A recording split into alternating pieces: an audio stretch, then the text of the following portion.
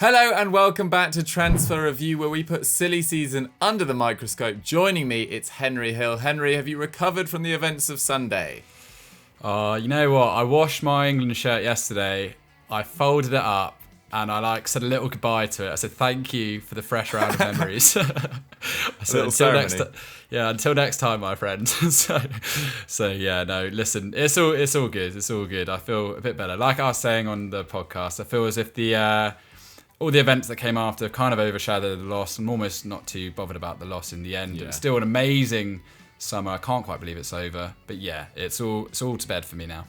Yeah, no, I tend to agree, to be fair. It was, shocking scenes afterwards. I'm sure we'll talk about that on many shows this week.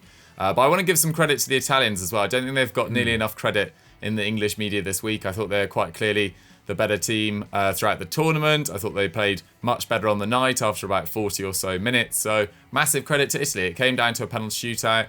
Agreed. Fair play to everyone that stepped up. We move on now. But anyway, let's get on to some transfers. And one transfer we love is the Chelsea striker pursuit, because it's a pretty exciting potential deal. But Henry, where are we with the whole situation? Well, he's back again, isn't he? On Transfer Review, Erling Haaland.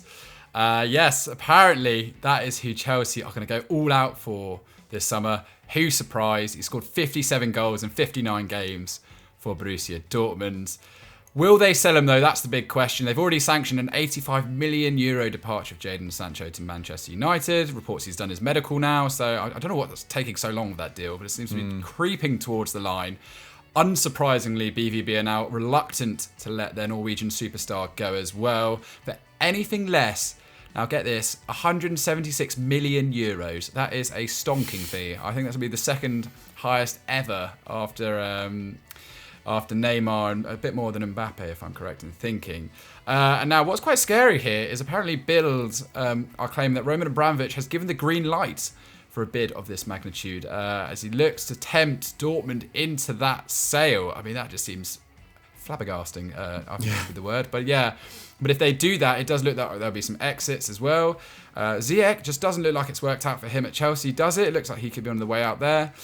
Tammy Abraham and Hudson-Odoi, they've only started 37 league games between them last season. So much competition in that Chelsea squad. But really, the number 9 spot is the one that they are sort of desperate to fill up there.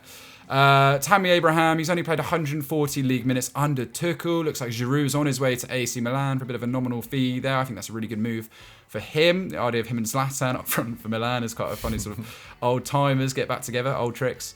But yeah, and then it looks like Havertz will be playing in that number 9 role alternatively at the moment. Hudson-Odoi obviously has a £100,000 a week contract, which still has 3 years to run. Rumours of Bayern Munich potentially in for him again, but I'll believe that when I see it. But if Haaland isn't possible, because I don't think BVB are going to budge very quickly on this, who else could Chelsea go for? Rumours of Chiesa, a €100 million bid for Chiesa coming in today. But I mean, Dougie, who else do you think they could target as an alternative? Well, I mean, Haaland looks incredibly expensive, as we acknowledge. Maybe if that bid does come in, I think Dortmund probably should accept him, considering that he can leave for that massive cut price fee next year, which I can't remember. Is it either £60 million or £70 million? It's around that ballpark. So they're effectively going to get, nearly triple that this summer. But Chelsea were obviously considering Romelu Lukaku, with Inter Milan's financial situation looking pretty bleak at the start of the summer. But according to reports, PSG's move for Hakimi, which is going to cost them an initial €59 million, has eased their problems. And Lukaku's already come out and said he wants to stay in Milan. So that's one deal off, I think.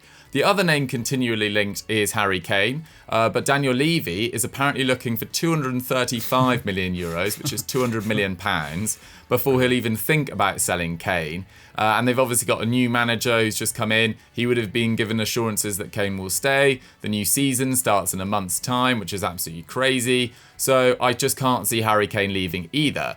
So it looks like Haaland or no one in terms of that mega arrival.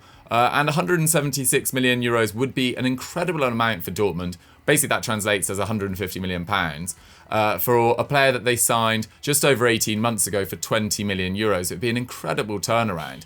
And I put out a tweet this morning, just looking at Dortmund's net spend over the last 10 years on transfers. And they've made a profit of over £50 million, which just goes to show this money would be, completely club changing for Dortmund. Obviously, their players they try and bring in will probably be, their price will be raised because they'll know how rich Dortmund are. But this could be a massive, massive move for Dortmund over the next 5-10 years.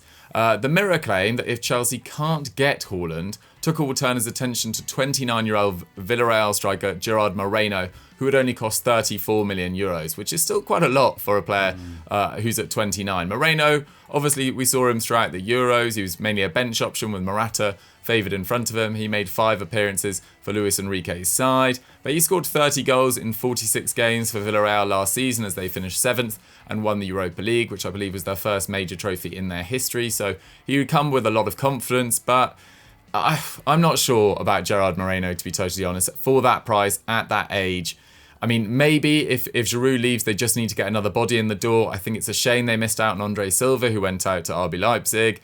Other than that, I'm not really seeing that many affordable options right now. Alexander Isak is going to cost at least 60 million euros. Patrick Schick, I'm not really sure whether he's well suited to Chelsea at the moment either. So we'll see what happens with Gerard Moreno. But it looks like Man United have now turned their attention to Rafael Varane, not Pau Torres. So maybe Villarreal would be willing to sell one of their two I was about to say superstars. They're not really superstars, but one of their best players in Moreno or Pau Torres. So I don't know what to really make of this situation. It feels like not a lot has changed except for this news that Abramovich is willing to sanction this bid, but it does come in from Bild, which is the equivalent of a tabloid over in Germany. So I wouldn't take too much heart from this. I mean, Henry, what do you make about this Gerard Moreno rumour? If they can't get Haaland, would Moreno be a good signing for Chelsea in your opinion? You know what, the thing about Chelsea, they've got so many good creators.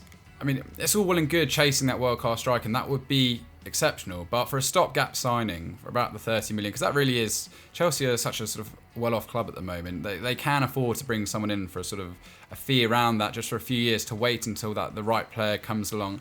I don't mind Gerard Moreno. I think Wout Weghorst as well from Wolfsburg, a proven goal scorer. I think he could do an excellent job, certainly with, if like Ziyech did stay, people at his delivery there, that'd be exciting to see. So yeah, I don't mind that kind of transfer. I do just think they need a proven number 9 who can at least get sort of 15, 20 goals a season for them to keep them ticking over and keep them with pace with the other teams. So yeah, Moreno, why not? But obviously it's not the most exciting transfer you'll ever see. There we have it. Blues fans, what do you guys think as well? Do you see you guys signing Haaland this summer? Zach Jalab's getting very excited in the FD WhatsApp group every 2 days when a new site called like Chelsea Best News comes out and says they're signing Haaland.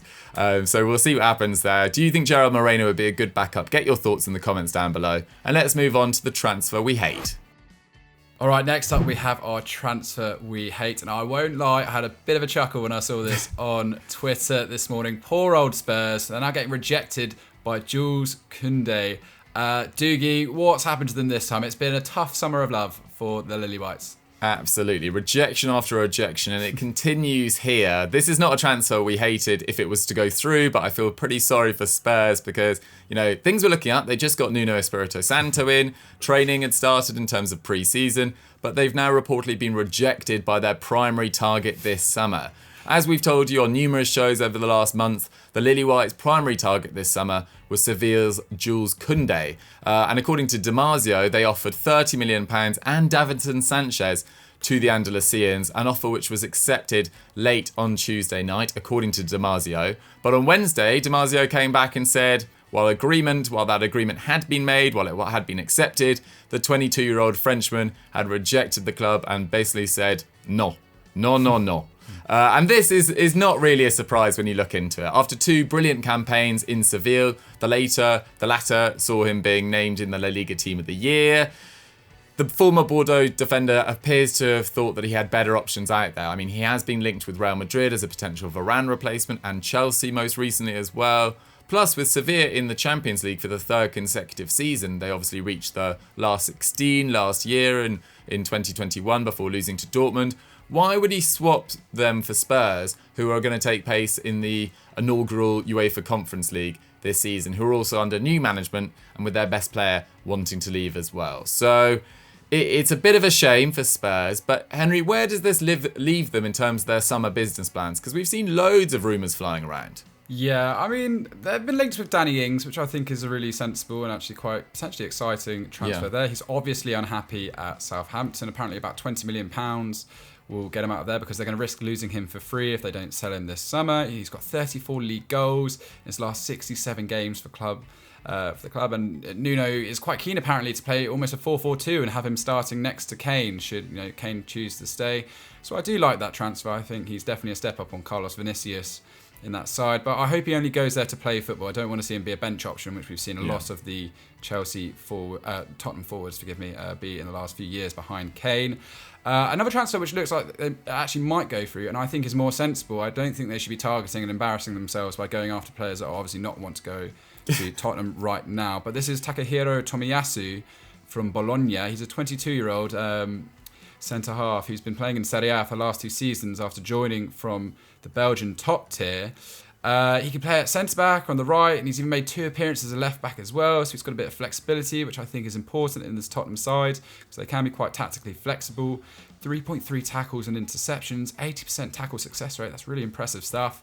58% aerial duel win rates, and he ranks in the 99th percentile out of 100 for clearances and the 98th for aerials won. So a physical defender. He seems to know what he can do on the ball as well. That's very exciting. He's got 82% pass completion rates there, a bit like an Eric Dyer with a bit more finesse perhaps. But it also looks like they're chasing Joachim Andersen as well. Anyone who knows me knows I'm a Fulham fan. I'd love to see that transfer, and I think that would be appropriate next step for him. I think he certainly deserves it. Danish international as well. We saw him in the semi-finals come there. And also it appears they're chasing Renato Sanchez as well, along with many clubs. I think I saw Barcelona have pulled out today because they can't afford him. I imagine Liverpool will be the front runners for his signature. I mean, Spurs fans, would you be happy with Ings, Tomiyasu and Andersen? And what other areas do you think they need to strengthen? Let us know down in the comments below, Spurs fans. But I mean, Dougie, I saw on Twitter you put out a potential starting 11 next year of what Spurs could look like, and you seem quite optimistic about it because I don't think it's all doom and gloom for Spurs, really. Absolutely not. I think they've got a fantastic array of midfield options in particular in Lo Celso, Højbjerg, Ndombele. I expect Dele Alli to come back into it next year. And I saw this 2 up top rumour, and I perhaps stupidly thought they'd probably go to 4-4-2, which Nuno played at times with Wolves last year before reverting back to the 3 when it looked like they were slipping into the sort of danger zone. And then Joe corrected me on Twitter and was like, surely it'll be with wing-backs. But I just don't know where that wing-back system leaves Son. Unless it's going to be Son and Kane up front and Ings as a backup. But I just don't know whether he's going to spend £20 million on Danny Ings when they need to strengthen at centre-back to play him as a bench option. Even though, as you say, I think it'd be a great move for Ings and a good move for Spurs to get him in as well. So I'm slightly confused what would happen. Maybe it would be Son and Ings up front with Kane as a sort of number 10 as well. But we'll see. I just think they've got better players than they performed to last year when it was a sort of pretty miserable campaign towards the end, at least from November time, as it slipped away under Mourinho, and then they sort of stumbled over the line in 7th. So, but then at the same time they weren't too far off top 4. I think it was only 6 points in the end. I think. Don't quote me on that. So with the right recruitment, with a big month of pre-season under Nuno, maybe they can push up into Champions League reckoning once again. And I think Ings is the sort of signing that could potentially help them out in that. I think he's a better option than Carlos Vinicius. But Spurs fans, we want to know from you, as Henry said, where else do you need to strengthen? And what do you think about these summer business plans? And do you think Jules Kounde missing out on Jules Kounde? Did you ever think it was likely? Are you pretty gutted? How are you feeling today? Get your thoughts in the comments down below. And that's all we've got time for on Transfer Review for another week. Thank you very much for watching us once again on this show. Let us know what you guys made of it, what you want us to see cover on our shows for the rest of the week. And Henry, what should they go and watch now? If you haven't, go check out the podcast. I was joined by Joe and Chris, the OGs of Football Daily, and we did our Euros awards, so sort of our best player, biggest flop, etc. So it was a really fun episode, so go check that out. Perfect. Thanks very much for watching, guys. We'll catch you next time. Bye. Bye-bye.